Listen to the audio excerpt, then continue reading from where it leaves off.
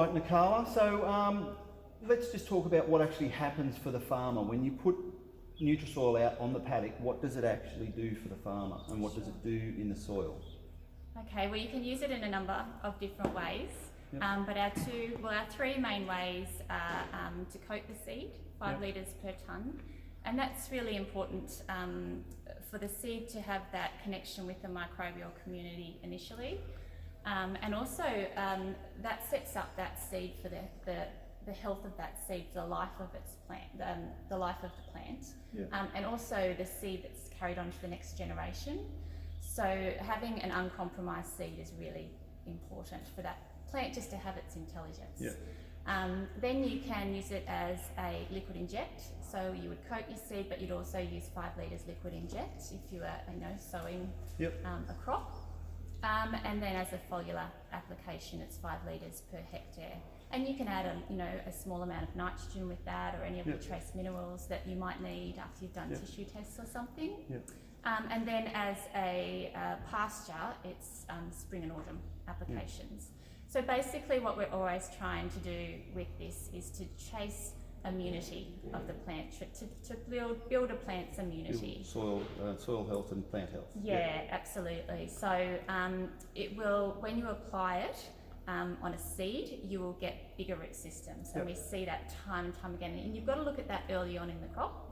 And then, we're talking about rhizophagy and about, the science that a plant actually takes up microbes through the root system, and it codes those microbes, and then it spits it back out into the soil and tells the other microbes what to do. So, that intelligence and that connection with the microbes is essential. And then it will, as a foliar application, it will increase the amount that your plant photosynthesizes. Now, there's a whole heap of different microbes in Nutrisoil that will do different things. So you will have some microbes that will land on the leaf of the plant, Yep. and that will protect it from pests and diseases. You'll have microbes that will get taken in through the cells on the leaf of the plant and actually go through the plant with the nutrients and with all of the other non-nutrient factors that are in Nutrisoil. And then you will have microbes increased. So the more that the plant photosynthesizes, the more it increases your microbes. So while I can say we have all of these different microbes in Nutrisoil, it's actually the emergent properties. So a worm liquid can switch on the microbes necessary in the soil. So that's why it works different in every soil. And that's why it's so important to be in a complexity of environment, because you have ecosystems on top of ecosystems. So are we talking the quorum sensing that? Yeah, that's very. Everyone's aware that microbes work together now, Yep.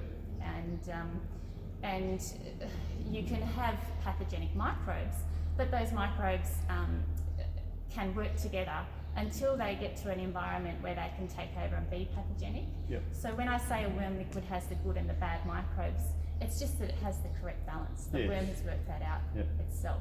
Yeah, so, when I talk about the different types of microbes, you've got all of those lactobacillus. Yep. You've got things like Acetobacter, which break down your chemicals. You've got things like actinomycetes, nitrogen fixing, and they're the ones with the studies that I've done, they can increase 1,000-fold in the gut of a worm. Yeah. So it's really about letting that worm liquid use all of its non-nutrient chemicals that are coming from the microbes to make all those complex dynamical things that happen in the soil. So another thing that a worm liquid does is it's called an auto-inducer. So it is the communication network of the soil. So it's the signalling that happens from all of the microbes. So I kind of think, the worm is it's like the factory. Yeah. And we get all of these microbes, but it's not the microbes that do it either. It's the microbes, it's the nutrients that the microbes make. Yes. And then what happens is those nutrients, they turn into amino acids, and amino acids are what build proteins, and proteins are what build your hormones, and they build your your enzymes, they build secondary metabolites. All of these things work together. So I couldn't say, and no one can say, that a microbe is the most important thing. No one can say that the soil chemistry is the most important thing. No one can say the sun's the most important thing. It all works together, Yep. and there can't be one without the other. So the worm liquid, when applied into a soil, will work with any system. Yep. But you've got to let nature take over and do its job. Yep. And you can tickle the system, because that's what we do. We're farming the land. Yep. You know, I encourage people to do their tissue tests and things like that. Absolutely. But always using a worm liquid, what you're doing is you're making all of that much more available. Yeah, yeah. And look, I've actually had some really good feedback this year. I've had several farmers ring me up with their cereal crops going, oh geez, I'm really struggling. I said, well, how about we put out a liquid vermicast, and we've used Nutrisoil and something like TM Folia, which has got many trace elements in it as well, just to give it a little bit of a boost. And they've rung me 3 or 4 days later and go, I've never seen anything like it.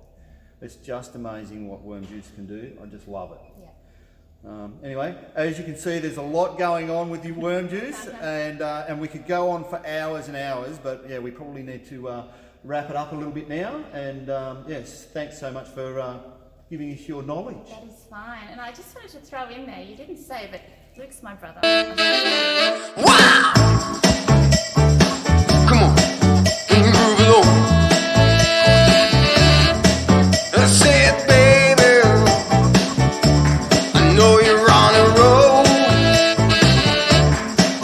Sweet honey, let's take it real slow.